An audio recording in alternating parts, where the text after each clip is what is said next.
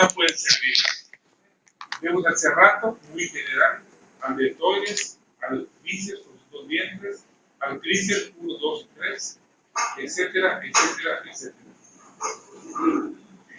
De tal manera que de forma muy general ubicamos al braquial anterior en el brazo, al crural en el muslo, al recto en el abdomen y al flexor en el antebrazo.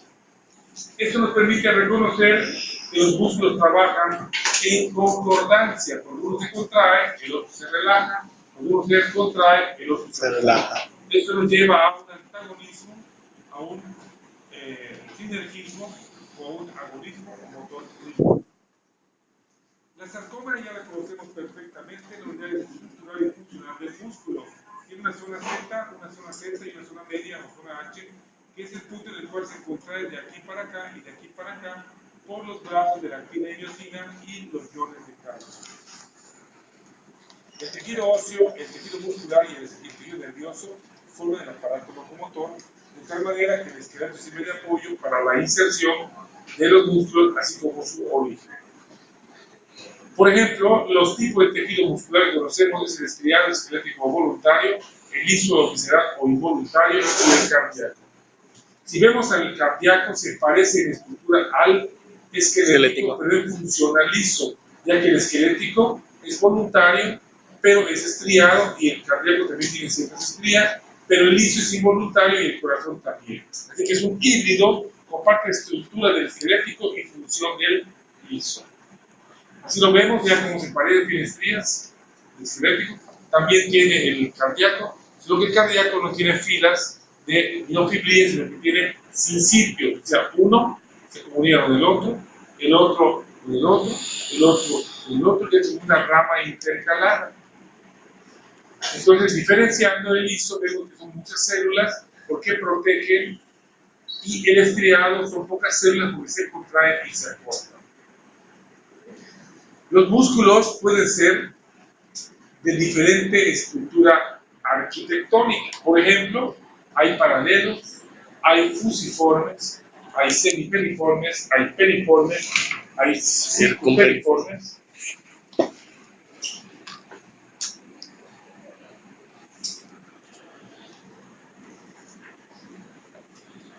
Por ejemplo, ahí tenemos a los músculos de acuerdo a su arquitectura.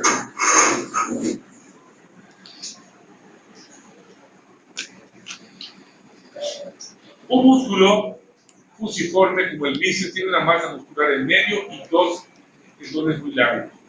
Un músculo bipenado tiene dos penachos, una pluma, uno tiene el unipenado, en espirales, varios fusiformes como el deltoides, el tríceps o el dorsal o triangular.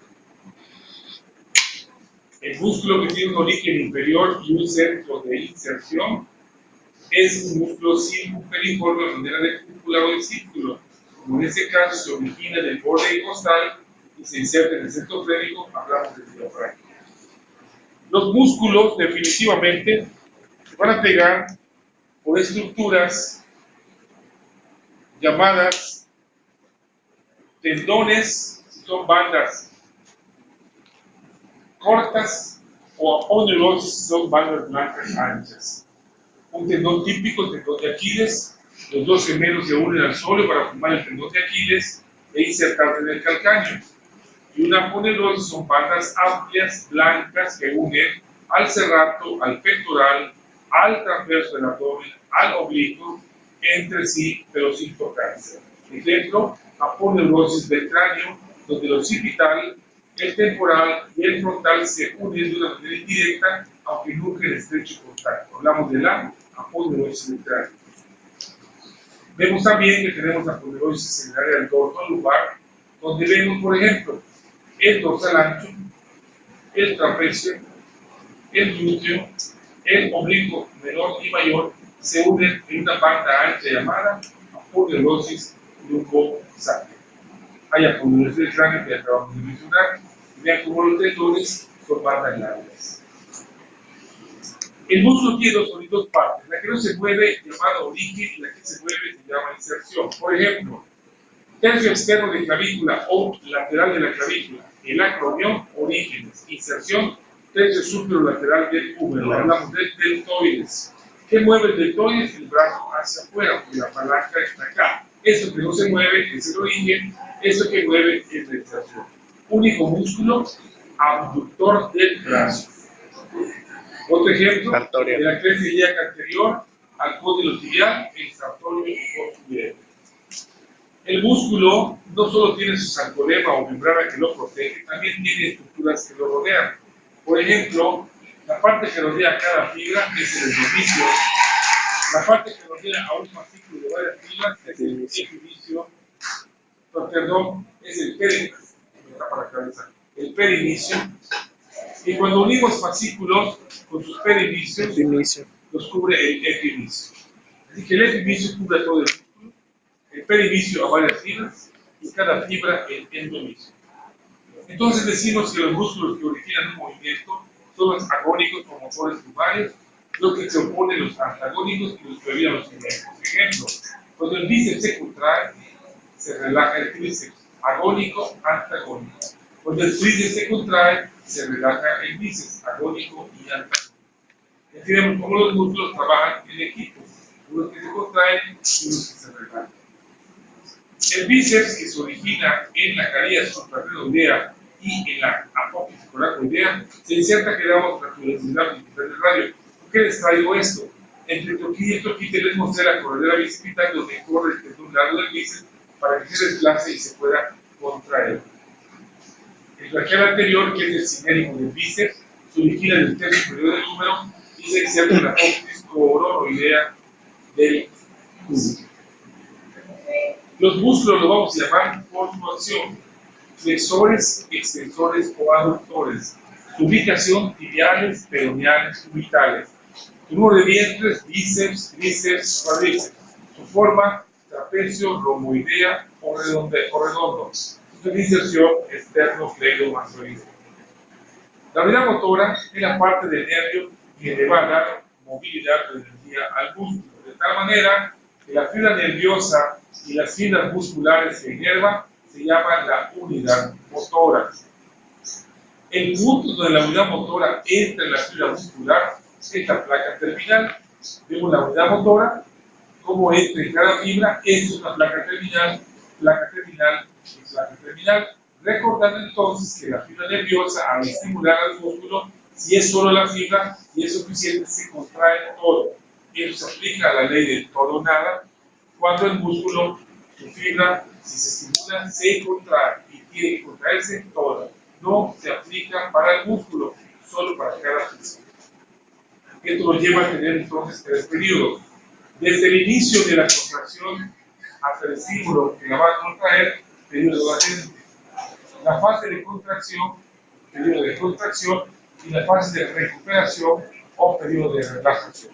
Eso se ocurre en todos los músculos para llevarnos a dos tipos de contracciones. Cuando la contracción muscular, la longitud se mantiene y la tensión aumenta, isométrica. Isos, isa, ison igual, metros, metro y medida. Cuando la tensión permanece pero la longitud varía, hablamos de isotónica. Ison, isa, iso igual, son tonos del músculo. De tal manera que si yo mi músculo lo pego hacia mi pecho con un peso determinado, isotónica, lo que cambió la distancia. Pero si yo sostengo una misma distancia, determinado peso, y le aumento más peso, isométrica. Eso lo hacemos en nuestra vida diaria. Quiero romper un hilo, quiero jalar una silla, quiero empujar un coche. Puedo empujarlo. Pero si no varía mi músculo y mi intención a aumentar, a empujar, aumenta, hablamos de una isométrica. Si yo acorto mi músculo con el mismo peso, isotónica, perdón. Esto nos lleva a tener varios movimientos del músculo: la sumación, la tetanización, la respuesta graduada y el tono muscular. Cuando yo aplico una contracción parcial permanente del músculo, hablamos de un tono muscular. Si lo voy aumentando, una sumación, respuesta graduada, cada vez más, y se sostiene y se queda unificada, una tetanización. Un niño cuando nace, si vemos que llora, está rojito, se contrae, tiene tono, hablamos de una buena respuesta a lugar 10 y es un niño que va a llegar a la prepa 2, en la tercera 10 va a llegar a medicina, a donde vaya. Pero si este niño nace sin tono, no hay respuesta, queda blanquito, no se mueve su diafragma, por más que lo estimulemos, es un niño que murió y nació muerto. Esto se llama hipotonía muscular. Si se recupera, pero el cerebro no tiene suficiente oxígeno, puede causar una parálisis cerebral infantil, que vamos a ver el próximo parecido. Famosa imagen que dio la vuelta al mundo, una foto de las mazmorras de la Primera Guerra Mundial, morían de tétanos, contraídos, sus diafragmas se movían, quedaban a respirar los poros, porque querían respirar, no podían y morían contracturados del tétano. El músculo requiere de oxígeno para poder respirar y de energía. La forma del músculo, como la obtiene almacenada, es el glucógeno. Como la utiliza es el azúcar simple llamada glucosa, y la forma inmediata de usarla por el trifosfato de adenosina o llamado ATP. Si utilizo una respiración anaeróbica y uso otros componentes, quemo el oxígeno, tiene una deuda de oxígeno, se forma el ATP, al ATP no se puede desdoblar como ácido láctico, como el ácido láctico se elimina con oxígeno, no se elimina, y esto nos duele, es la pregunta de laboratorio que ustedes tenían en la pregunta en el expediente. Un músculo se puede atrofiar o tener rigidez cadavérica. Queremos quedar como este negrito, que nos sirve perfectamente para ver sus isquiotibiales, sus glúteos, su vaso externo, su dorsal ancho, su trapecio, y seguimos teniendo físico constructivismo, estamos hipertrofiando el músculo. Si este dedo de Eva de la sala a las 10 de la noche en pelota, salen corriendo, porque el macho sabe qué hacer, ¿verdad? Pero si este paciente se queda en cama acostado, no se mueve, sufre atrofia por desuso, como ocurre en la senilidad, o bien en el SIDA, con sus inicios, que no había cura, este paciente al año de automatización. Terriblemente tenemos que ser con sus lentes, porque es un físico y se nota que se ¿verdad? Hubo aquí atrofia muscular patológica. Entonces tenemos que la rigidez cadavérica la que se presenta cuando un cadáver después de 48 a 72 horas tiene la misma posición por la que se requiere descomposición de la célula y queda así. Este es un cadáver prácticamente con rigidez cadavérica, como vemos al otro. Se puede mantener así, lo ponemos en hielo, pero aquí está pensada la descomposición y la putrefacción, ese cadáver va a retirarlo, o enterrarlo, o no sé qué hacer. El esternocleido más video tiene dos dientes, origina del esternón de la clavícula, se inserta en la apófisis mastoides, es el músculo de la oración y el que permite que notemos y inclinemos la cabeza. El pectoral mayor se origina, véanlo muy bien, de la clavícula, del esternón y de las cartílagos costales del tórax y el pecho. Del tórax, del esternón, se inserta en el húmero. El serrato mayor se origina de las últimas costillas y se va hacia el omóplato. El pectoral menor se origina de la segunda hasta la quinta o segunda a la tercera y cuarta costilla y se inserta en la apófisis coracoidea del omóplato. Los dos son músculos abductores del brazo porque uno jala al húmero y otro jala al omóplato. Aquí tienen 1, 2, 3, 4 y 5, como dice el libro, de la segunda a la quinta costilla hacia la apófisis coracoidea. Y el pectoral mayor, recordamos clavícula, esternón, cartílagos caudales a el húmero. El dorsal ancho se origina del ilíaco, la aponeosis lumbosaca y los cartílagos de las vértebras últimas dorsales y se inserta en la cara interna del húmero, también el músculo adductor. El trapecio se origina del occipucio, las vértebras cervicales, las vértebras dorsales y se inserta en la del omóplato. El deltoide se origina del omóplato